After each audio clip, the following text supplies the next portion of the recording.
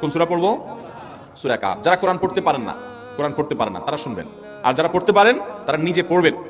সূরা কাহফ যদি জুমার দিন কেউ পড়ে, নবী করিম সাল্লাল্লাহু আলাইহি ওয়াসাল্লাম বলেছেন এই সূরাটা তার জন্য নূর হবে, নূর, আলো আল্লাহর তরফ থেকে।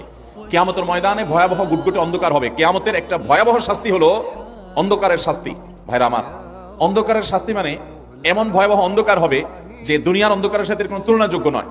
সেই ভয়াবহ অন্ধকারে কিছু আমল আছে যে আমলগুলো মানুষের ওই অন্ধকারের মধ্যে আলোর কাজ দিবে। এর মধ্যে একটা হলো ওযুর অঙ্গগুলো যদি কেউ ভালো করে ওযু করে, সুন্দর করে ডলে ডলে যেন শুকনা না থাকে, উত্তম রূপে যদি ওযু করে কেউ, পানি অপচয় না করে, পানি অল্প নয় কিন্তু ডলে বেশি, সুন্দর করে যদি কেউ ওযু করে, এই ওযুর অঙ্গগুলো কিয়ামতের ময়দানে উজ্জ্বল হয়ে জলজল করে জ্বলতে থাকে এবং তার জন্য আলোর কাজ দেয়।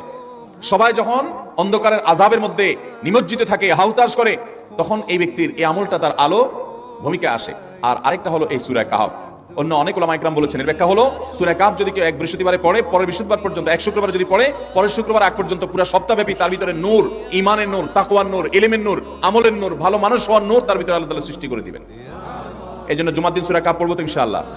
আলহামদুলিল্লাহ ভাই, আমরা অনেক ভাই আছি সপ্তাহের 6 দিন আমাদের কোরআন পড়ার সুযোগ হয় না। তো অন্তত জুমার দিন সূরা কাহফটা যদি আপনি বাধ্যতামূলক করেন, আলহামদুলিল্লাহ, এটা অনেক বড় সূরা, পড়তে আপনার 20-25 মিনিট 30 মিনিট সময় পর্যন্ত লেগে যাবে। আপনি আধা ঘন্টা সময় ধরে যদি আস্তে আস্তে সুন্দর করে পড়েন, তো সপ্তাহে একবার অন্তত কোরআনের সাথে আপনি সময় দিলেন।